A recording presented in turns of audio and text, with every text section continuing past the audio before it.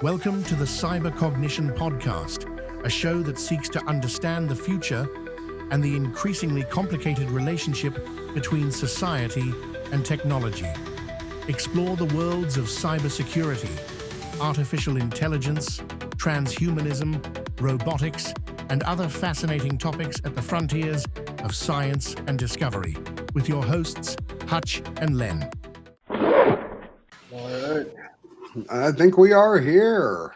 We are live. Hello, hello. Good evening. Thank you all for joining us. Normally Hutch is the one that starts us off, but this crazy conglomerate tonight is my brainchild, so this is my night. So first of all, thank you all that have joined us for the first episode of the Cyber Cognition with the Cyber Circus Network. We all spend our times doing a whole bunch of really technical things. So rather than continuing that, I decided, I think at the end of the year, as a fair, wonderful way to get rid of 2024, let's not have a run book. Let's have no script. Let's get some of the brightest minds in cyber all in the same place, and let's just see what happens.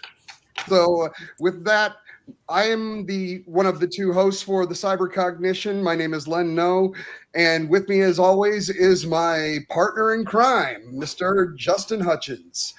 Beyond that, also on the line tonight, we have the hacker maker himself, Mr. Phillip Wylie. Hello. Man of many words, as always. We have BarCode's one and only, Mr. Chris Glanden. Thank you, sir. Thank you, Len. Thank you, Hutch, for having me. And don't forget, it's AKA Profit now. And I'm sorry. Yes. First, he's going to tell you what you need, and then he's going to charge you to fix it. Exactly. We have the dynamic duo of the Cyber Distortion Podcast. Good evening, gentlemen. Good evening. Yeah, don't worry about Jason. And then tonight, we have the special honor of having... Hello, glad to be here. And tonight we also have the special honor of having two of, in my opinion, the greatest minds of today, Mr. Winn Schwartau and Dr. Gregory Carpenter. So good evening, gentlemen. Thank you guys for coming. With tonight's episode, as appropriately titled, is What the Fuck Just Happened? So just so we all have a kind of a good idea of how we're going to run tonight, because we've got a lot of big personalities on tonight's episode. The floor is open to anything anybody wants to talk about. We're going to do it kind of debate style. So you got 2 minutes. And so whatever your point is, make it in 2 minutes. If somebody wants to jump in after that, they're welcome to do so. If nobody wants to continue that topic, the floor is open. So considering I'm the one that decided to put this insanity together, I'm not going to be the first one to throw out a suggestion. I have an idea. Greg, you can yell at me. Anybody, please yell at me. Sure. I did not know the answer, even though I knew you were going to ask the question, Len. I had no clue. I did not prep. And just as you were saying that, it formulated in my mind. 2024, trust is approaching zero. So now we have to trust nothing and verify at least twice. And I think that it hits all of the areas of security and often maybe a lot of our lives in a much bigger way. But we happen to look at this through a cyber lens. Awesome. I think that's a very valid point. I mean, one of the things that I've been realizing, and it's something that Hutch and I have talked a lot about, is just the idea that, we as a Western culture have gotten to the point where the idea of breaches and things are just becoming the normal. We've heard about things, leaks, data leaks, breaches, and it's gotten to the point where I think we become completely desensitized to what it actually even means at this point in the game. Yeah, I think also, Lynn, you previously did a talk on the topic of how we are rapidly entering a world where there is no real effective way to authenticate people. I mean, historically, we relied on biometric authentication. Increasingly with AI, I think that is becoming, which of course at one time was the most valuable way to authenticate people because you can't change your biometric identifiers. But of course, with artificial intelligence systems that are now rapidly approaching the ability to replicate people's voice patterns, to replicate even the visual representation of individuals, I think that, to Winn's point, the ability to trust anything and the importance of being able to effectively confirm source identity is not only more challenging, but also more critical than ever before. If I could throw one thing in there, and I'm going to pull Dr. Carpenter into this. You knew I was going there as soon as this door was open, because, we can look at this through the cyber lens, but we can also look at it from the biological lens, because one of the things that I love about, having conversations with you and going on different talks with you is because you bring in how the human body is a biological computer. And, one of the things that you like to bring up is the DNA aspect and protecting our genetic codes from a cyber perspective. Yeah, that's a good point, Len. So when one door closes and another one opens, you either have something good going on or you're in jail. And I think what you're talking about is probably, it kind of hits on exactly what I like to discuss, and that is controlling who we are.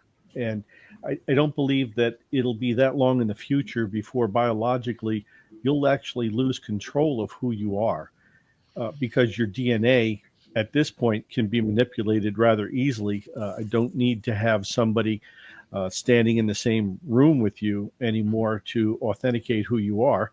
I can have somebody be you for a short, brief time. There's technologies right now that'll actually wipe away or re-fingerprint you for a period of 20 to 30 seconds at a time and give you a brand new fingerprint. So there's so many different ways to disrupt trust and destroy our ability to validate who we are or who others are. And I think that we're going to get to a point where we have to either address that at a much higher level, or we're going to be in real deep trouble.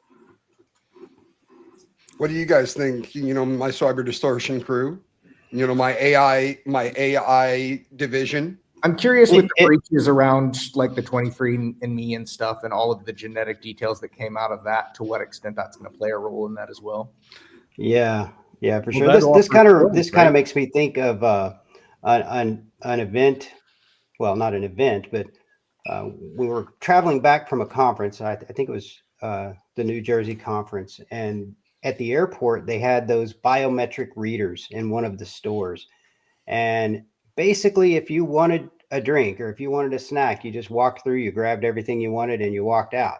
There was no scanning of credit cards. There was no identification that was obvious as you walked through, which somehow makes me, it opens up the door to, okay, well, if it's facial recognition, how did they already have me in the system? I guess it was linked to Amazon. I do know that. Well, if this is the Amazon one, I'm not going to swear this is gospel, but I heard a rumor that wasn't actual any type of AI or anything. It was a bunch of contractors that were in, I think, India, that were actually on cameras watching what people were picking up and actually doing like a manual tally. Wow. Seems serious overhead. Painful. That's just painful. And so back to your point, Hutch, about the actual DNA itself. So you're basically giving away your IP, your personal code, right? With the CRISPR, the Cas9, the CRISPR Cas12 capabilities, there's several other DNA editing capabilities that are out there right now that are easy to get to. And some of them are, you can run them off Windows 95, very secure network. And hospitals and medical research facilities do just that.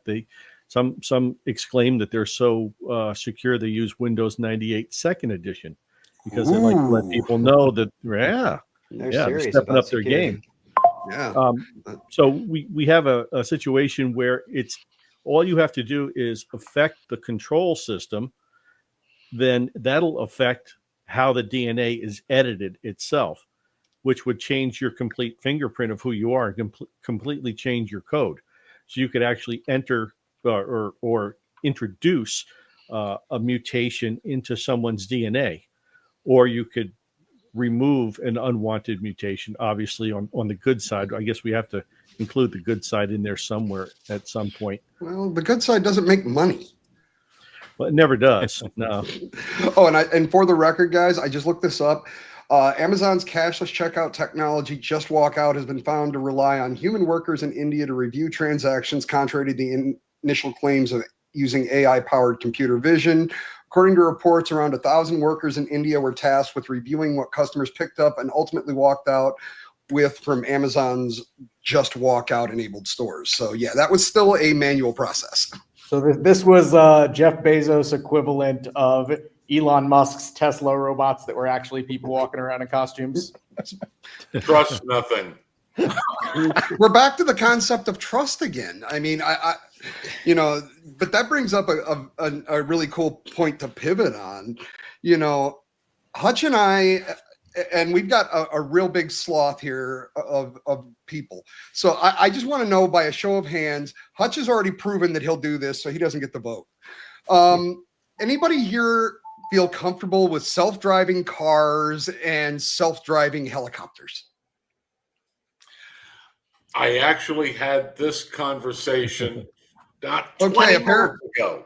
Apparently me, Dr. C, Winn, and Chris are going to be the only ones left. The rest of the guys, will say nice things about you. Are you raising your hand as you're for it, or are you raising your hand saying, stop it? No, this shit. Have you seen the way some people drive? As I get older and my eyes were never really great, and I have star patterns and I'm colorblind and driving at night really sucks. The thought of having a self-driving car that'll take me down to the bar, the restaurant, the thing, the place, and then take me home means no matter what happens, it's not my fault. Yeah, they've got an app for that. It's called Uber. That's exactly right. Most of the places that they're implementing this kind of technology, guys, is not just anywhere. It's in a very confined and contained area that's set up, and the AI has gone in and programmed that particular area. Now, let me say this though. I know what you're thinking, because I've always thought that too.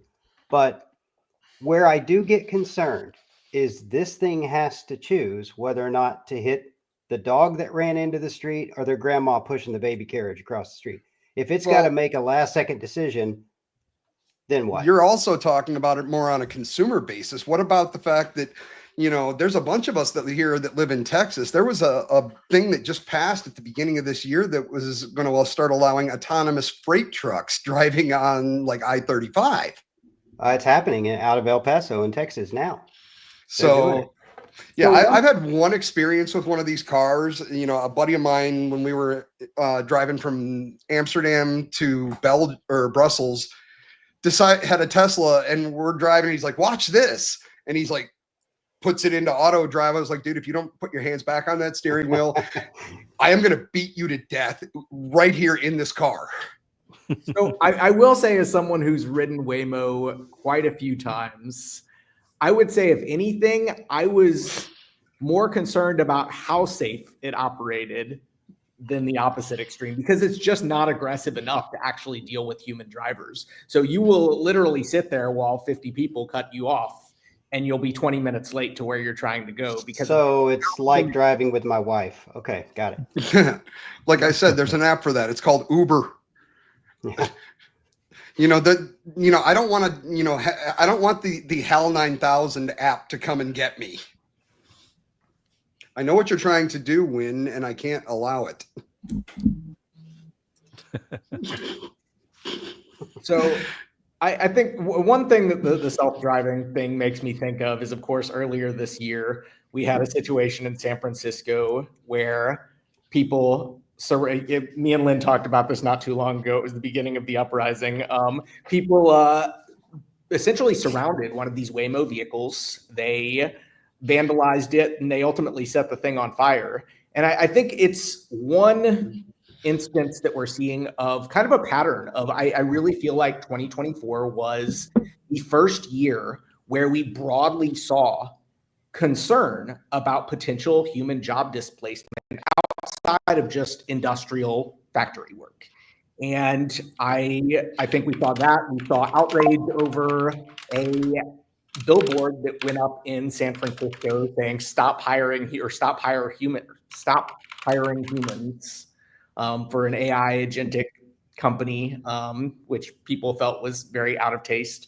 All of the worker strikes that we saw this year, almost all of them took into consideration concerns about automation and the impacts of AI. So I do think that this idea of potential job displacement is becoming more real for people than it ever has been before.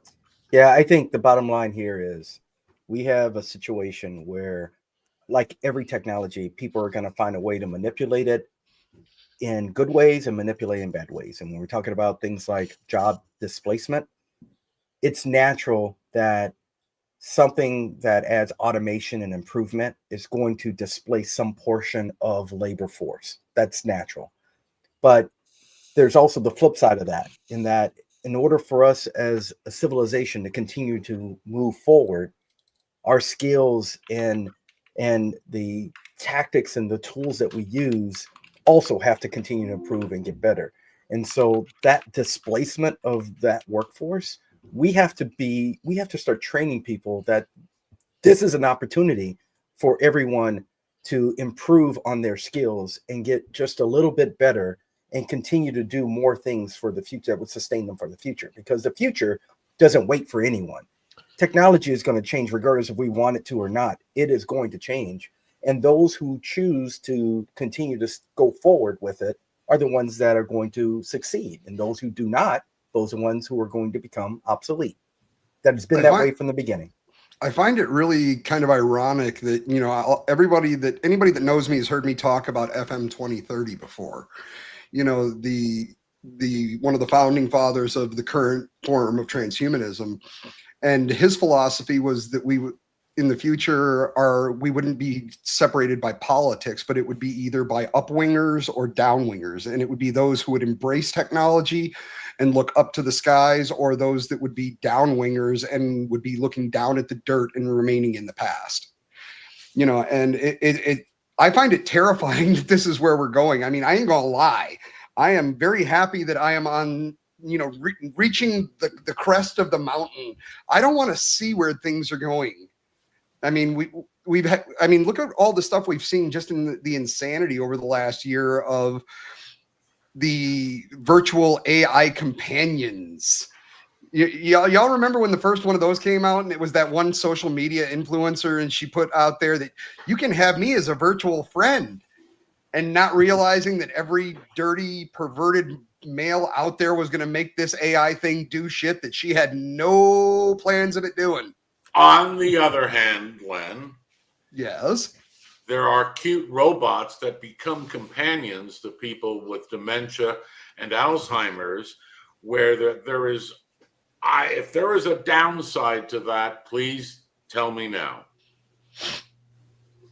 Well, to add on to that, Winn, and that's a good point.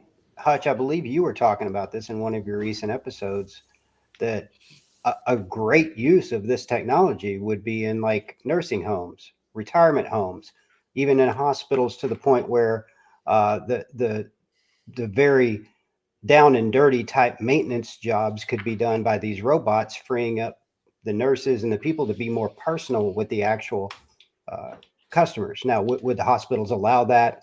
Would budgets allow that to happen if the job's getting done via the robots? I don't know, but it is a good concept to consider when you think about how that could free people up to do much more critical roles. Survival requires adaptation. Yeah, absolutely. I That's think absolutely. I think there's definitely a balance that has to be struck here, because I do think that there are definitely opportunities where automation makes a lot of sense, where there's a need, where it can be done effectively through automation. But I do think that we have to figure out what that balance is between offloading rewarding work that people have enjoyed doing. Because I think one thing that some people have pointed out is that we, at least in some regards, are moving towards a world where we're offloading to AI creative tasks that traditionally were very enjoyable things for humans to do, whereas we humans are becoming kind of AI babysitters and just overseeing tasks that are performed by them. And so I think we do have to figure out where's the drudge work where it makes sense to, and is there some lines that we need to draw as a society of maybe we don't want to automate away certain types of tasks that speak more to the human condition? There's definitely lines to be drawn. I mean, if you think about it, I mean, as much as some people love other humans and want to help other humans, there's not a single person on earth that I know or can imagine enjoys changing a bedpan. So there are areas where there is certainly room for growth for this type of technology. I got to tell you, I hate it, but I know a few that love changing bedpans. I was going to say, they are a special kind of person. Then I'll tell you that. Yeah, they're special like that. But so back to your point, though, it's interesting because where I see us going with the advancement of technology is a blending, like Winn talks about a lot about the metaverse. And how that actually will integrate into reality. And I see, I don't know how distant in the future. I'm not a futurist like that, but I see a blending of the metaverse and reality into a universe of one per se. And I see the dissolving of national boundaries. I see realignments. I see politically, socioeconomical different models forming as we move into this next phase of technological integration and technological adventure on our part. And how do you overcome that trust barrier that a lot of people have that we started off talking about to help them to embrace something like that as opposed to reject it? Well, let me hit on something that you just said there for a second, Greg. How do we even beyond that? How do we take? Oh, you know what? Go ahead. I'm going to come back. I got a question. I want to focus this question. So go ahead. Yeah, I got a question, Greg. So here's the question. As you were saying that, it made me think about a world in which potentially technology like AI could break down some of the barriers of land, like land grab or profit grabbing, to where countries aren't as concerned about power and control of physical elements as they have been up to today. And that starts to fall away because the level of power is more evenly dispersed across all countries. You think that's even possible? Can I tag one thing onto the tail end of that? Because that kind of was, he was going in the direction that I was going as well. But what I was going to say is when we look at governments in general, I know for a fact that we've still got some, and you Doc would know better than me, but I know that there's some Windows 90, Windows 95 and some XPs. There may be some older systems within the government. You know, not that we would ever expect you to tell us, but we're talking a couple of mainframes that are used for in a couple of nuclear silos. I love the good old days. Hey, AS400? Sure. Still spinning tape. I love it. They got some tapes. There's I want to say 3 or 4 that are running 8.5-inch floppies, so 16K. Ooh. So it's pretty secure. Try to put some code onto that thing. Yeah, nobody. Phil's the only one that of us that remembers how to do that. Well, Phil and Winn. there's some old stuff out there. Punch cards, come on, Hollywood cards. We have two with punch No, cards. but what I was going to say Yeah. is the governments by and large have no knowledge to do something like this. And if we're talking about rededicating essentially territorial borders, how do we not, and Jason said it in his first sentence. He was like, how do we get the countries aren't going to be the ones to do this. This is all going to be owned by companies. And at which point, back to Winn's point, we're back to pushing, some type of narrative. Countries are socioeconomic and political tools developed by people. It's really just a tool. Like a country, the existence of a physical country is just a tool to meet an ends of people that have a desire, be they megalomaniacs, or be they do-gooders, or people that want to bring real benefit into society. You have all kinds out there. The key issue is not to affect the end product. The key issue should be initial input. We traditionally look at, here in the States per se, we look at how we address criminal activity. Well, these bad guys did something bad, so we'll make a law and it won't happen again. But you're not addressing the underlying behavior of why it happened in the first place. You have to go back to the beginning and teach kids not to do that, or give them a reason to not want to commit that crime in the first place. You have politicians that, this is like George Carlin says, this is the best we could do. It's because they are a representation of the population. And so they're criminals because, well, a lot of people are criminals. They've been taught to game the system.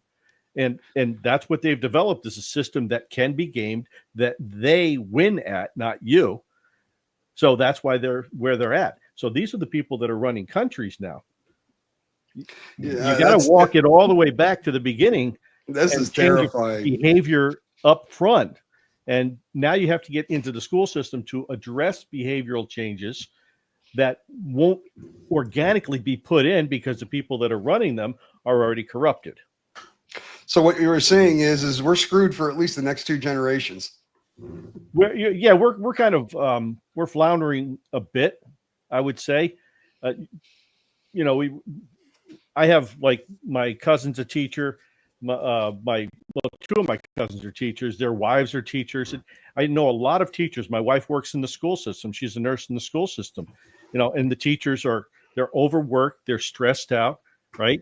Because you have parents that won't do their job. If kids come home with low grades, it's the teacher's fault, right? I see it. Yeah. Elon Musk's new Tesla teacher robot. Oh, there you go. AI infused teacher robot.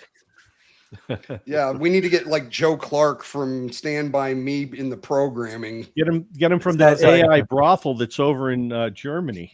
Sounds like something, huh, Kevin? You'll have Hot for Teacher for them. Oh no, we'll just get a hold of AI Jesus and have him in teach morals. Hey. Yeah, one comment I would like to make, and it kind of goes back a little bit, and on the topic of replacing jobs. And so, since Kevin has a background in graphics design, if that was your role as a graphics designer, would you be afraid of AI, or would you embrace it to help what you're doing? I kind of asked that question because one of my daughter's roller derby friends is a graphics designer, went to the Art Institute, and now they're really freaked out over people using AI and replacing artists. So Kevin, I just kind of want to get your thoughts on that, since you come from that background and you've kind of messed around AI. So would you embrace it or would you fear it? Well, I don't think you have an option. You either embrace it or you get left behind. That's the end game there. Nobody can take away my creativity. They may change the way I use my creativity, but they can't take it away. So I would embrace it full force. And I would try to be one of the first pioneers at using the newest technology. And AI is a perfect example of that. I mean, look at Chris's background. You have to be creative to come up with the end results. And sometimes those results aren't exactly what you're looking for. So you have to keep trying, and you have to keep trying, and you have to keep going. When Hutch designed this really cool intro with the talking head for our live event tonight, that took a lot of time. I know that took hours just to create a 10-second video, but it takes that creativity, and they can't take that away from us. It's tools really are getting human. So to it's the follow- human Scary, in the though. loop piece. So to Yeah. follow up on that Yeah. question, Kevin, to give some hope to the folks out there that are creative types that may listen to this episode or be watching, do you feel like you've kind of was easier for you to adapt to AI having that creative background to be able to create art using AI? Yeah, for sure. I think so.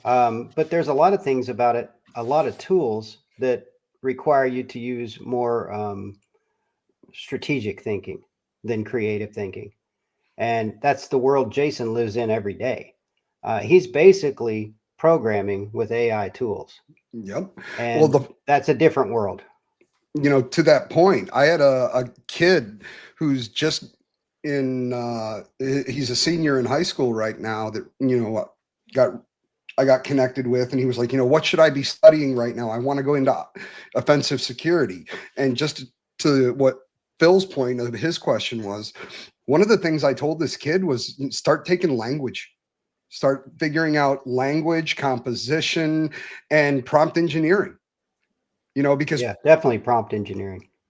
And the one thing that I think is really valid and to bring up in this part of the conversation, you guys may find this funny to hear this, but my actual degree is in industrial drafting. I was a CAD operator, and Rodicon Phil. But I remember when I started doing drafting in like junior high school, they wouldn't let you jump directly onto the terminals. You had to learn how to use T-squares and triangles and learn how to draw, and to that point, I think this is where there's going to be a point, almost like a drop-off point, where our generation not only knows how to do it with AI, we know how to do it the old way. And just like we were born prior to the internet, I think there's going to be a point where the general knowledge that we are holding within us is going to drop off based on the evolution of society and technology within it. Something I think that we can't see come to a stop is creativity completely be halted altogether in dependence of AI tools. I think that AI tools can help augment a lot of what we're doing, but being creative and having a creative outlet, whether it's through art, whether it's through music, whether it's through whatever it is, I think that we need to figure out a way to continue that, because that's how we evolve and that's how we continue to think different. So if we can use AI as a tool to help, some of those processes, but not take away from completely relying upon AI to create a lot of those things, I think that's the direction we need to go in. You're talking about ethical integration. Limitations. Right. Yes. Yeah. So here's the aspect of that. Here's where I believe we are, and here's where I believe we're going and where we need to move. Today, the challenge with that, and the reason why that question even comes up, is because you have the majority of society that sees AI as the end result.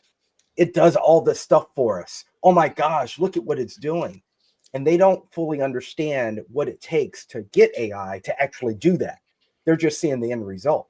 And then you have, and this is not different. This is not different than any other technology and evolution in technologies that we've seen. We've seen the same thing with the internet as it moved towards becoming a client server based platform, to being e-commerce, to being what it is today, to cloud, right?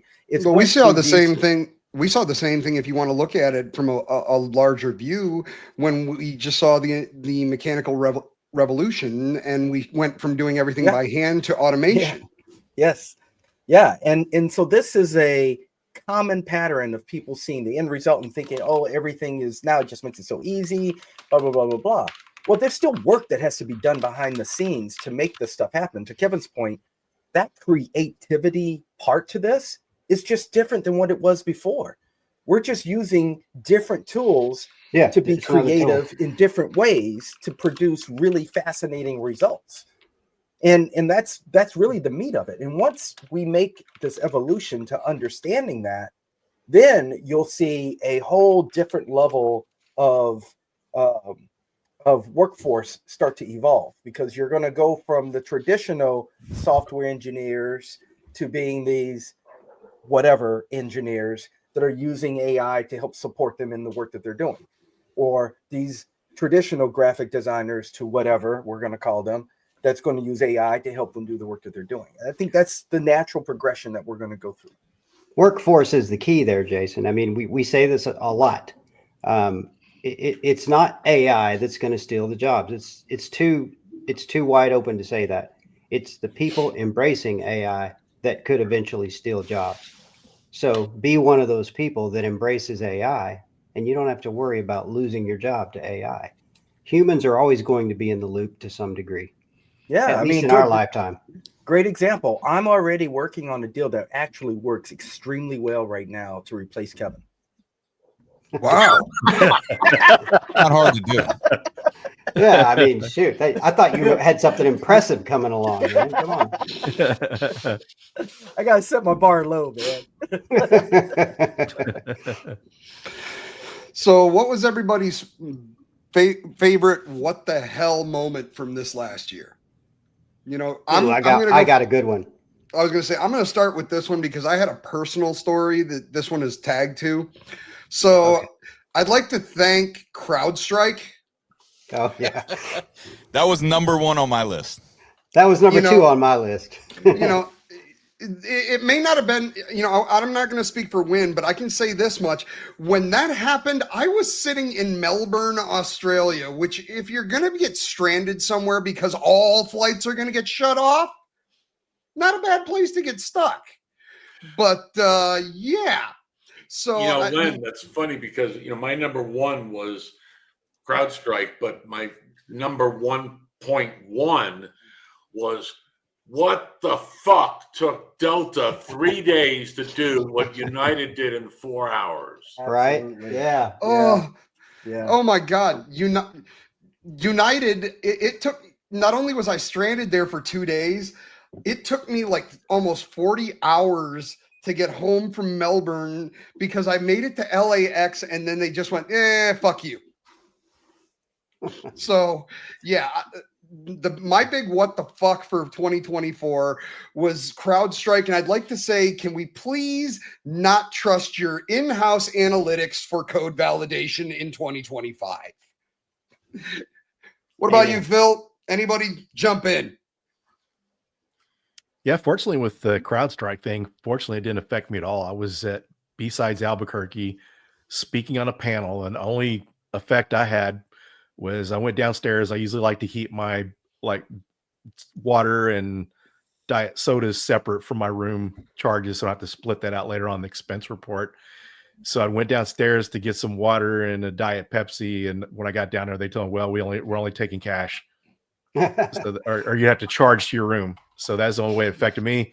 I flew Southwest Airlines, and so coming back, it didn't affect me. I saw these other flights delayed, and it kind of makes me think of one of the memes I saw during that time that Southwest Airlines was okay because all their stuff was on a Commodore 64 over in Fort Worth somewhere. Oh, yeah.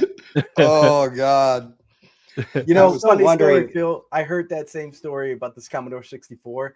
And right before that happened, I was in the airport flying back, and I'm sitting there in this public space where everyone, eats their food and shit and that they get. And I'm sitting there working, and I noticed, because I have all my hacker stickers on the back of my laptop, and I noticed the couple right across from me kept looking at my stickers and was like checking me out extra. And so I get done, I close my stuff. Just because you're good looking. Well, besides that.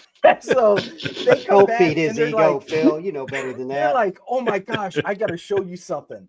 Both of them pull out these Commodore 64s out of their bags with these custom modems that they built. They just came back from a old school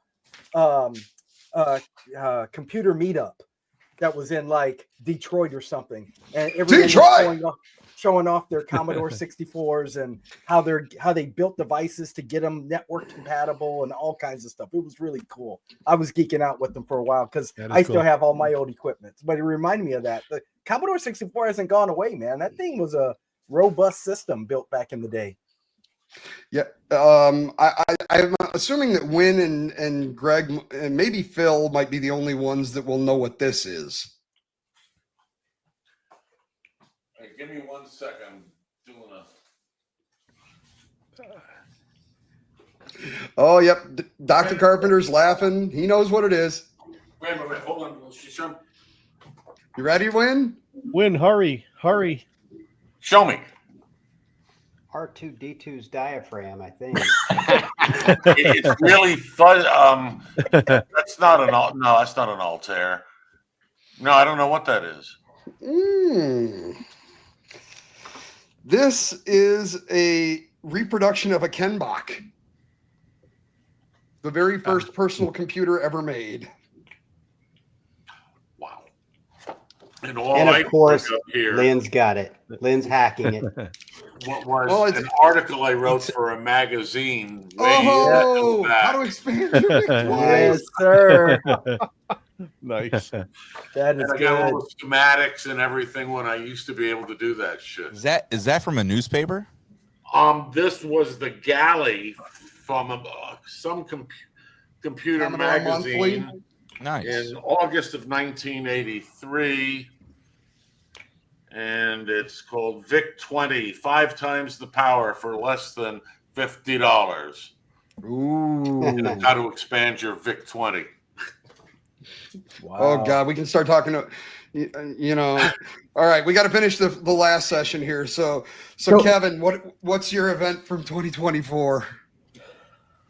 Well, okay. So to wrap up the discussion on CrowdStrike, something that's always bothered me about that event is that anybody today can go to Down Detector and look at the historical dates of when that happened and see everybody in the world that's running CrowdStrike. So at some point, somebody's going to be really smart and figure out, okay, I've got this gigantic list of everybody that I know is using that for their EDR. Now I can start targeting those people with 0 days, specifically to CrowdStrike. That's not my favorite thing. Wait. So does Down Detector show who's accessed Down Detector to see the service down, or? I don't know, but if it does, that's probably private information. Somebody could get their hands on it though. But mine was the Kevin's like, I'm not saying either way. Sorry, not mine sorry. was the deep fake. The deep fake that the I think it was a media company that got taken for $25 million by the Zoom deep fake of the that was in London. Hong Kong. There was a Hong Kong one too. I think the one in London was 25 mil. I think the one in Hong Kong was more than that. Yeah, but that's a perfect example going back to what Jason was saying earlier. Yeah. The tactics haven't really changed all that much. The tools have changed a lot. And that's an old tactic using a new tool and a new technique that they fell for it because there was no way to know how to defend for that at the time it was used. So it's just interesting to think of it that way, is that as fast as AI is changing things right in front of our face, we have to kind of try to be a step, not even a step ahead, but maybe just a few steps behind as opposed to a mile behind. But that's the catch, Kevin. It wasn't that there wasn't tactics to defend against it. They were just so flabbergasted by how advanced this tactic was that they didn't think about doing exactly what they should be doing every single day without flaw. Is you have compensating controls. You don't just give away the goods just because all of a sudden you see your boss on the screen saying you need to give this to me. Verify it. Call me.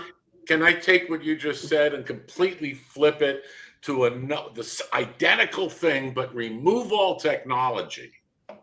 And this happened in 2024. A guy that I grew up with called me. It was March or whatever, and it's what the fuck? He got pig slaughtered for $7.2 million. Oh my God. Oh.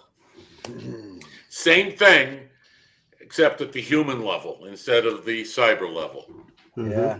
Wow. Well, I guarantee you somewhere in the world last year, there's somebody's grandmother right now that's reading an email from a prince somewhere that just left her millions of dollars. Yeah. She's the only person remaining in in his family tree that he can leave that money to. There's somebody that's responding to an email right this minute regarding that same scam that's 20 years old now. How, you know, I don't mean this to sound as bad as it is. You know, God rest my mother's soul. She passed away 1.5 years ago. But my nephew was living with me in Texas. My mother got a call from somebody claiming to be my nephew that had just gotten into an accident with a pregnant woman in New York. And my mother gave up her American Express number. I feel bad for these scammers because the baby boomers are dying out. Gen X, we are not going to fall for this shit. Sure. Yep, absolutely. They're going to have to come hard. I mean, they're going to have to come with things like deep fake because, you know, we don't trust any Algerian princes and we know better in most cases. I hope that's true for the larger majority, man. I just know some really dumb Gen Xers do. So we know too. I stopped. We know it's going to be hard to stop that, especially for, you know, elder scams and things like that. I think that no matter what the level of deception is, it's going to be very hard to stop that. So, like, where is the line that you can draw there to help prevent that? Is it on the processor side? Is it just more? Because I don't think awareness. I think awareness only goes so far in that case. So I mean, it still comes back to compensating controls. You know, like forget about everything else. At the end of the day, let them pull whatever they got to pull. But before you're going to get the money, I'm talking to a real person in my organization that is going to approve it. Bottom line, I'm going to talk to the real person in the organization that's going to be like, yeah, Jimmy also called me. I think we have to get this done, but let me verify it again. So you're saying it's process. It's more yeah, process. Jason, yeah, but Jason, to be fair though, at the time that this attack happened, nobody had ever seen it. So to have a process in place for that specific situation is very unlikely. Yeah, you're saying had good processes. You're saying for people to be aware that this was a situation that they also needed to follow their already predefined compensating controls. Correct. Yes. Yes. But let's be honest, there's no money in that. Not at the general consumer level. You know, grandma, she's got her jitterbug or her iPhone 16 Super Max that's the size of, a tablet because they need to be able to read the letters. That's all the technology the older generation has. Yeah. And wait a minute, how big's your phone, Winn? Ooh. How big's your phone, Winn? Oh, you don't have your hearing aid in. That's okay too. No, he needs that cone. The cone. But speaking of the Nigerian prince, I've got a good idea for an AI project. Someone needs to do a music video parody of the Fresh Prince of Bel-Air, and it'd be the Fresh Prince of Nigeria. Oh, that would be good. All right, Hutch, we know that would be funny. Hutch, we know what your summer project needs to be. We need this by the end. This for the What the Fuck Just Happened in 2025 episode. We need the Fresh Prince of Nigeria. Nigeria. J Pappy, can we get a Prince real quick? We're recording, so you could resample that later. It will be resampled. What are you talking about? That Chris, that's going to Chris as soon as it's over. So we have an episode where we play that soundbite about 15 times when we're talking about the Nigerian prince. It's good stuff. All right, the only one left on the What the Fuck for 2024 is Dr. Carpenter. Well, my What the Fuck for 2024 basically is something that didn't hit the news, and it was something that happened in a lab not far from me here. And all right, time out. Okay, for everyone, including myself, this is one of those moments where you go, God, I didn't realize how close we came to getting fucked up. Take it away, Doc. Oh, very good, Len. So, it's a lab not far from me. And basically, ledger technology was introduced into DNA to build DNA blockchain segments. And it worked. It worked actually too well. And So people were able to take and store the information in the blockchain, and they were using it to make Bitcoin transactions in people. So it's something that we hadn't thought of before. Somebody decided, what a great idea. So we might as well do this. So in the future, you might be your own banker. You might be the guy storing your own Bitcoin in your DNA in your body. I think that was the biggest shock, because I had done some work recently where we took and we stored data inside DNA, which is not really That's not unheard of. It's been happening for a while. That's what is it, 7 petabytes per ounce, roughly there around? Yeah, that's about right for DNA. Yeah, you could store a lot of data, but if you format it correctly, and it's not difficult, but it's hard maintaining that data over time because DNA degrades. You have mutations. You have this mitosis thing that happens, right? Split and make more. Well, if you store it in a nail cell, right? Keratinized cell, something that's dead, it won't change over time, and you could store it indefinitely. So you just have to be able to identify where in the cell, where in the fingernail or the toenail, if you want to keep it for a long time, put it in your toenail, and you could keep whatever data it is, and you'd have long-term storage up to a year in some situations. 3 months for a fingernail, up to 6-8 months for a toenail. So you literally could have long-term storage backup in your body, or conduct digital transactions from your finger in the future. Who needs USB thumb drives when you can carry around toenails? Your thumb drive is your thumb drive, yes. But think about this. Think about the implications of that drive with long-term memory and AI. And you talk about things like biometric implants, so that you can, for those who can't communicate, think about things like being able to remember a year's worth of your activities like that in detail, because you stored all that data in your toenail, and you can recall it like that. Artificial recall out of my toenail. Look at the tree rings. It's basically the human tree ring. And to that point, I wonder when we get to start being offsite storage for other people. So, Chris, you don't want to know where I have to put my thumb to back up your data. I'll take your word for it. It has a different meaning by having your head in the cloud. You actually are the cloud. Jesus. Oh, Jesus. Oh, a cyber dad joke. Had to have one. I mean, come on. Phillip can't get through 1 hour without one dad joke. Oh, he already dropped a couple, man. Phillip is the king of all dad jokes. You won't even catch him until you go back and re-listen to this. Yeah. Well, Phil is a smooth talker. That's the reason. Phil is just like the man. So Phillip, can I so we did Cyber Circus Network at Grapevine 2-3 weeks ago. Yeah. And Phillip had the best one-liner I've ever heard. I said, Phillip, man, I'm going to go to the bar. I'm going to go get a refill. And he said, if I was reincarnated, that's what I would be. So.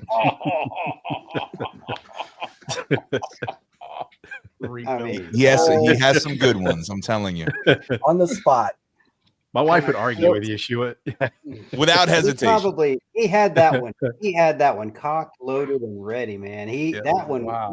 He's used that a couple times. That's a good one. I practicing outside the door like Luca Brasi, right?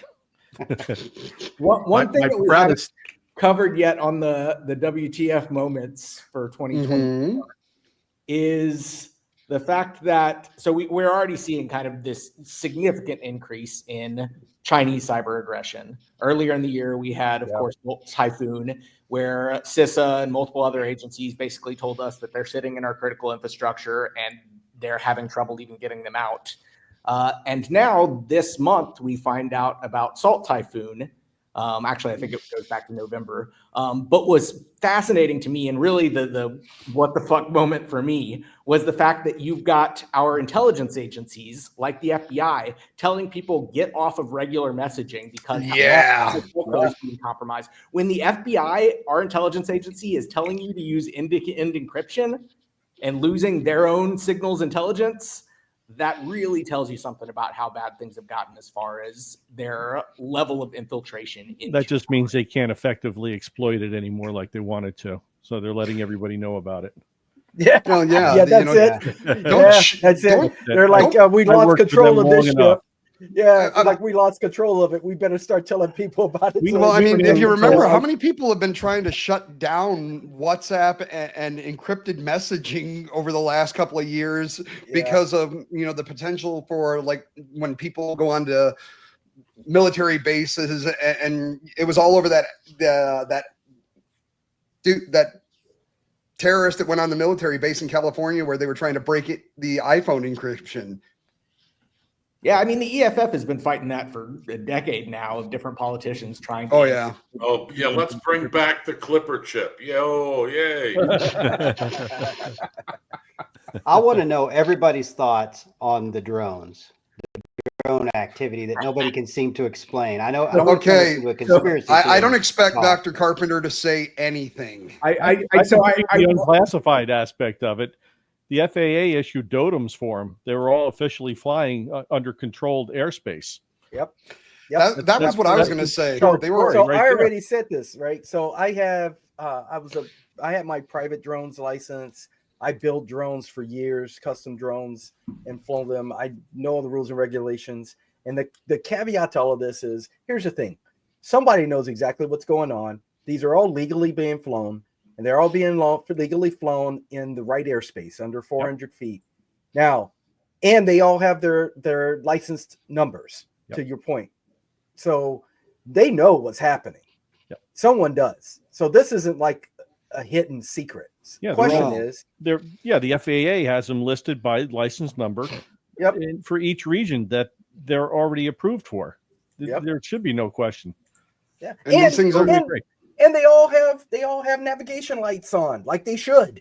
I saw a video the other day on social media of somebody took basically a balloon with lights on it, and they sent it up in the sky, and they said tomorrow's headline. That's true.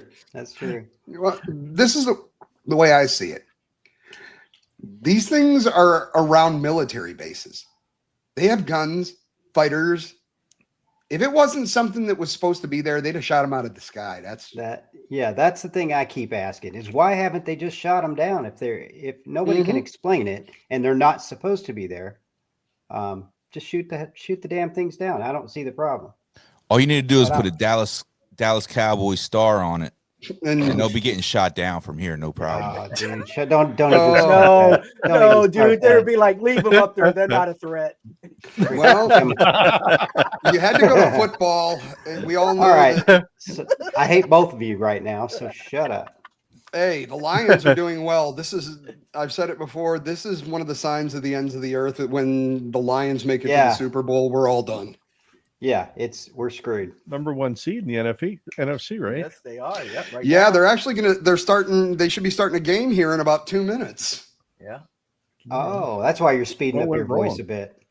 Oh, no, hurry up and get done, aren't you? I'm the anti-Lion. I'm the one that keeps saying if the Lions win, we're all doomed. So if they make it to the Super Bowl, I'll be out on 6th Street with a sandwich board saying "Repent all, the end is near" with a big Lions logo underneath it. I remember watching them lose games they could snatch defeat from the jaws of victory every week. That was the thing. There was at one.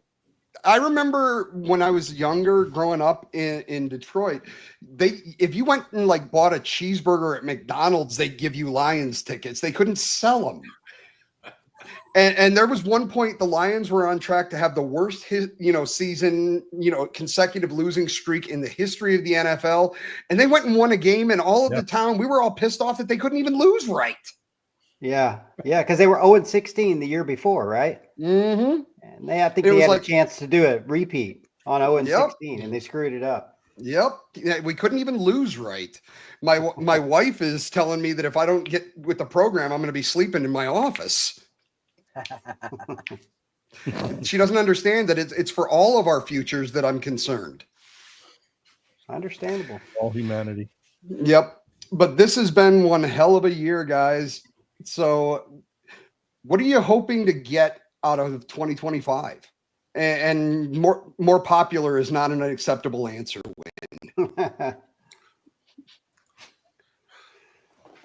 Oh, you're asking me. Well, I'm just starting with you. Oh, all right. No, I'm going to stick with the focus of what I would like to see. Some national cognitive defense efforts for various countries around the world. Wow, that's good.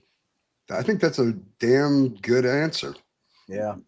And I, without getting too much into politics, I think it's going to be a interesting couple of years, no matter how you want to slice it, at least 2. What about you, Phil? What are you hoping to see in 2025?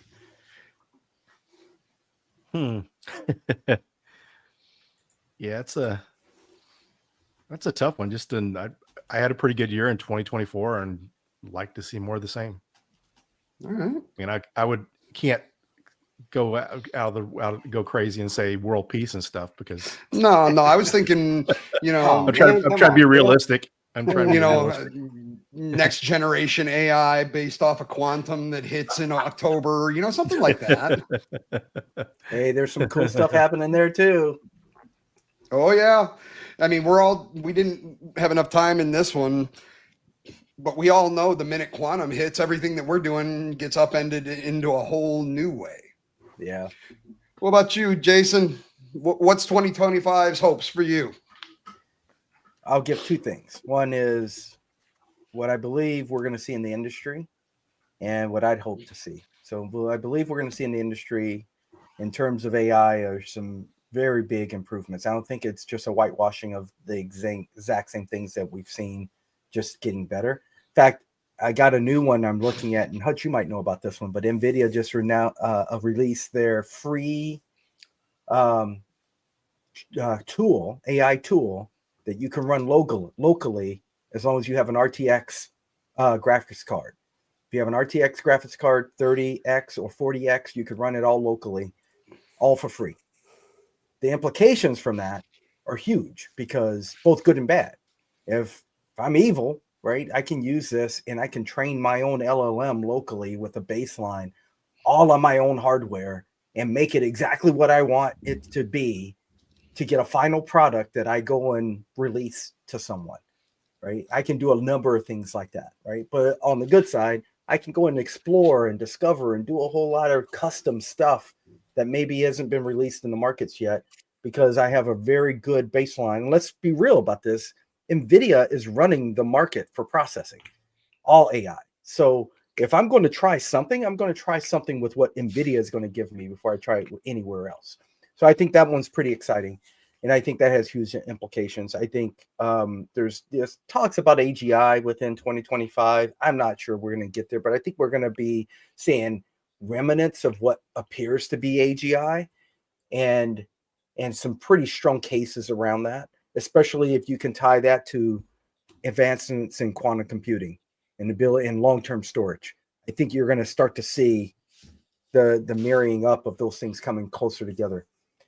For me, I think it's all about doing more of this kind of stuff, bringing awareness, hoping that the Cyber Circus Network can do larger audiences, bringing more awareness to bigger groups of people around cybersecurity and AI and how to make yourself better as we go into the future. And I think we got a good platform from that and a good start going into the new year.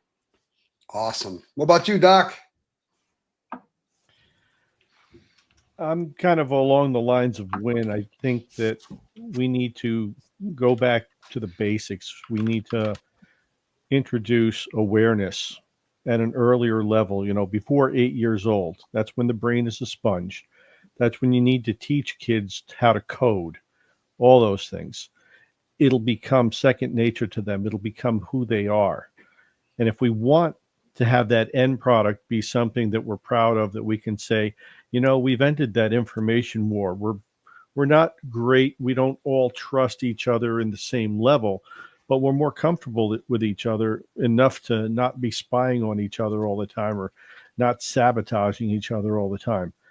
I'd like to get to at least have steps put in place to go into that direction. I like it. What about you, Mr. Pentecost? For me, I think it's better AI and machine learning threat detection. I work in the corporate world. I need to be protected every day. And as we become more and more global, the threats just get more and more dangerous for us, with regulations and laws that can ultimately strike down penalties on companies.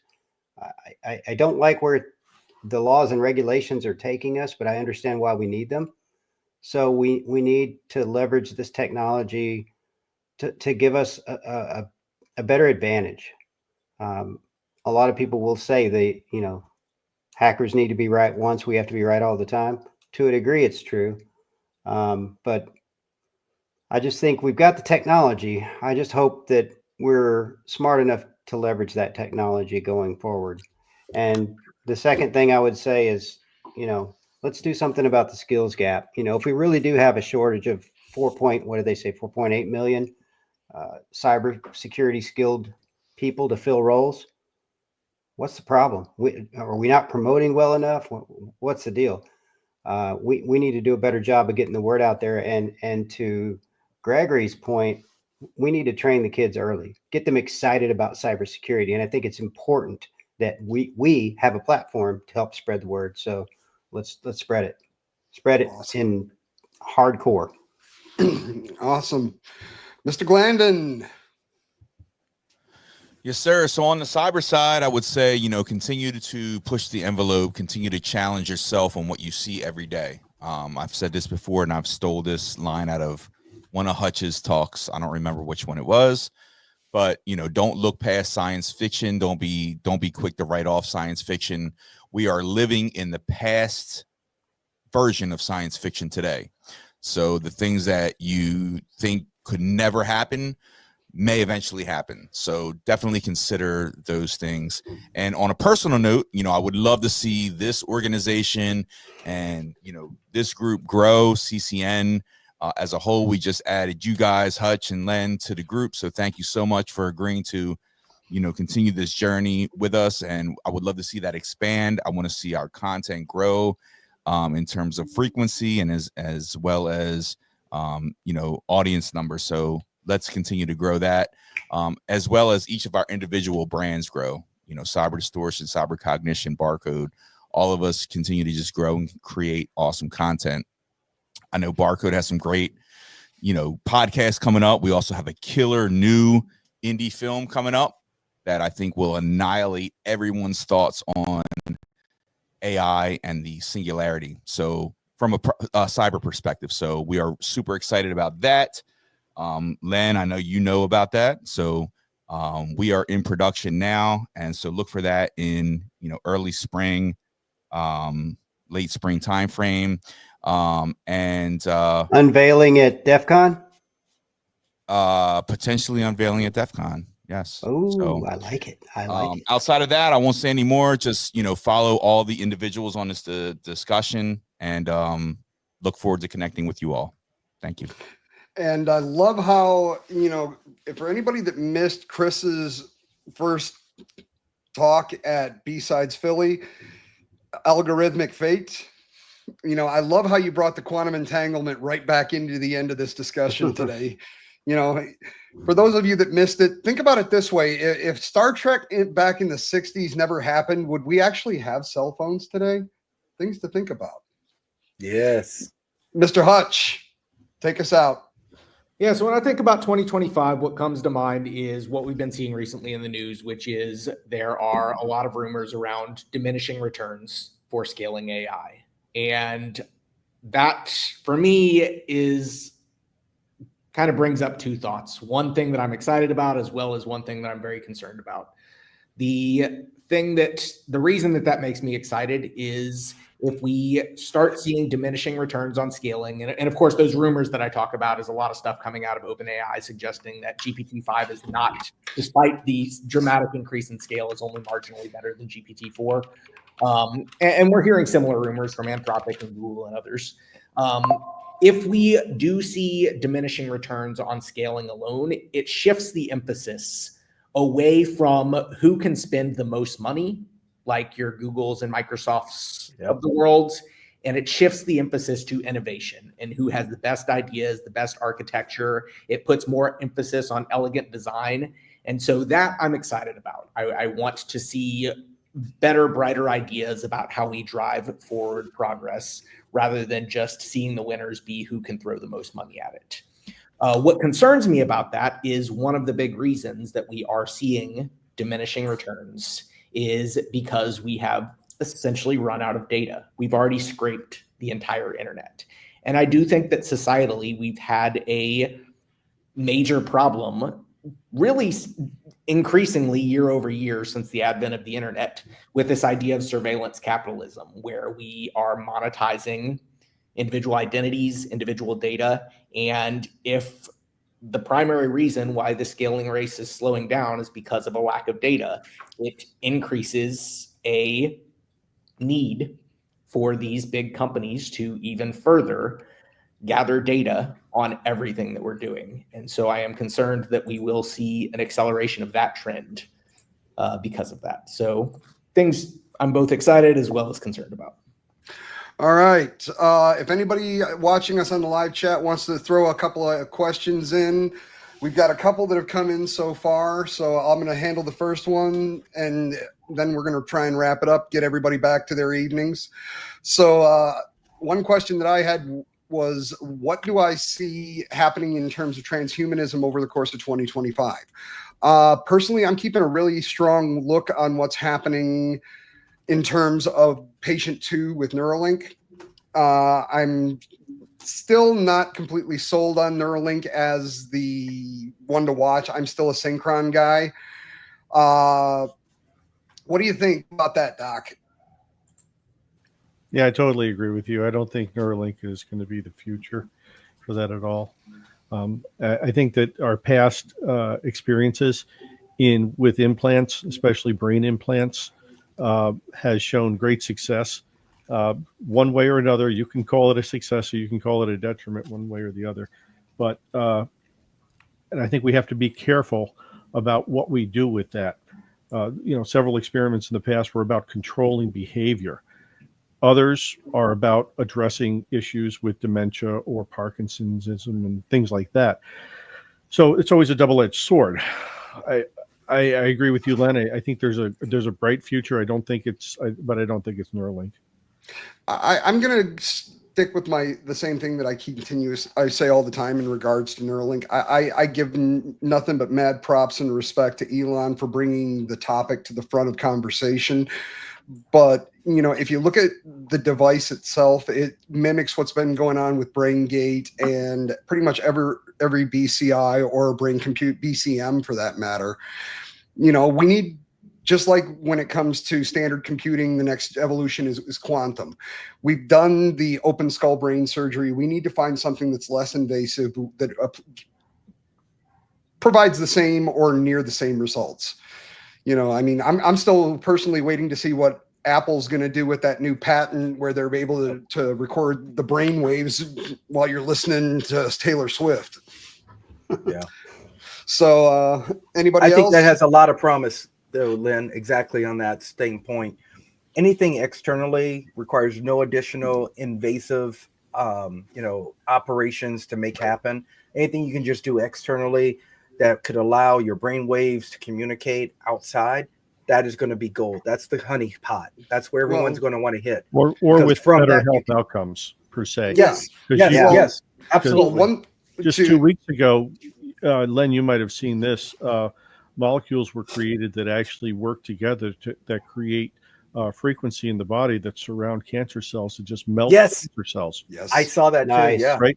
This is a tremendous advantage that we've never realized before. We've done other things with it where we take and we'll make like the nucleus vibrate at a certain speed so it blows up, but that wasn't always successful. Sometimes you get it and sometimes you don't. This completely annihilates the cancer cells.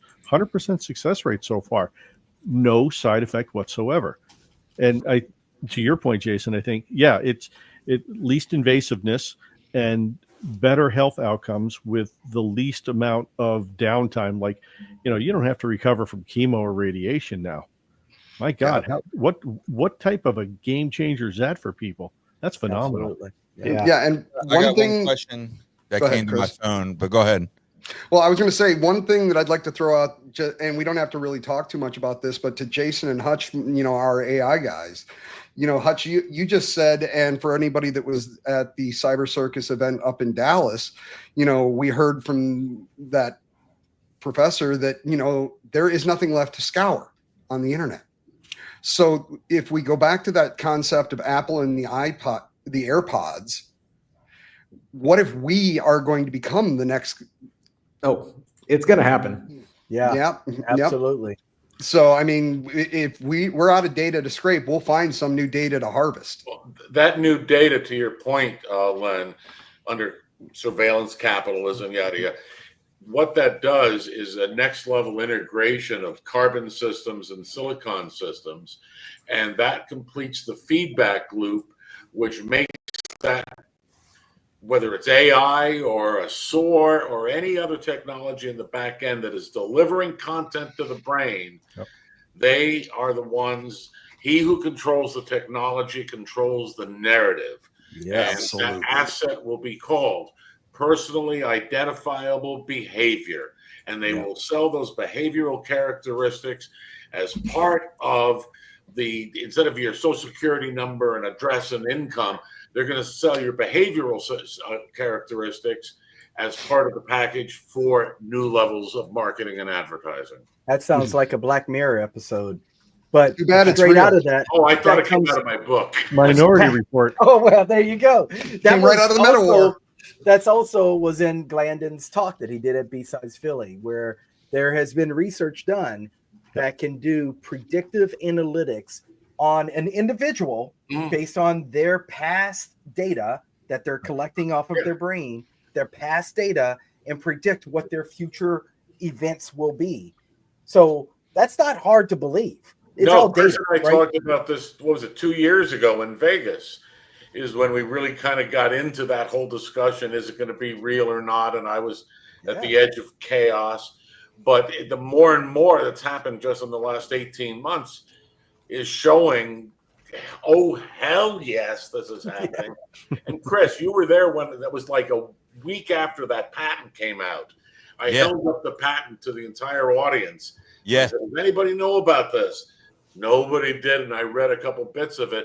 And finally, people are starting to understand that that technology is going to be part of the addiction and manipulation and control of the end users. Yeah. Absolutely. End of rant. Sorry. Now, I got one more question for you guys that came through to my phone directly. So we saw the Change Healthcare ransomware attack occur in February of this year. How soon do you predict the first major attack of 2025 happen? Well, I want to point something out before I get into the prediction. Did you guys see I saw the news today. They're talking about a modification to the HIPAA laws that would require emergency disaster recovery of all essential hospital systems within 72 hours. Right. Oh. I didn't see that. Yeah, I saw that today. So in terms of, I think the healthcare sector is going to continue to be one of the most hard hit. But I think that we basically just admitted that we can't stop them. So we've gone to what I like to consider a South American security perspective. And it's no slam against South America. I love those guys down there, but they're more, they don't have anything like public disclosure. They don't have anything like GDPR. They're more concerned about getting back up and running and making money than they are correcting the problem. So I think we basically have said we're not going to be able to stop them because we have too many idiots that are going to click on things. So you need to make sure that all your mission critical systems are recoverable within 3 days. Yeah, they're basically setting an MTD for everybody. They're saying, And what about the AI systems that are going to be tied to it all? They're going to advise doctors on health problems and offer medical advice. Winn, don't worry, you won't have doctors soon. Your doctor is going to be your IT, specialist. Yeah, and your AI girlfriend too. Your AI. Well, you got to have a nurse. I get it. You got to have a nurse. So turn the volume. You're no win. Your side hustle. Oh, that one. Yeah. Yeah. You know, your technical side piece. There's been talk in the medical field about personalized DNA level ransomware. Yeah. To actually lock up your genome. Oh man, think about that. So yeah, you have a downslope that is horrific, but I think that's more of an impetus for us to energize people, to let them know that, we really need to come out on top of this. We need to be on the right side of this and do the right thing. Yeah, absolutely. Well, I want to thank everybody. It's my hope that we can do something like this at the end of the year, every year. No script, just a bunch of guys that know a thing or two about a thing or two. I'd like to thank you all, Phil, Kevin, Jason, Chris, Winn, Dr. C. Thank you all so much for joining us. To everyone out there on the stream, thank you guys for checking us out. If you enjoyed this, please subscribe to the Cyber Cognition, the Phillip Wylie Show, Cyber Distortion, BarCode. Keep up with Winn Schwartau's new book, The Science and the Art of the Meta War. And honestly, if you haven't read this book, I usually am the one that give people nightmares. This book gives me nightmares.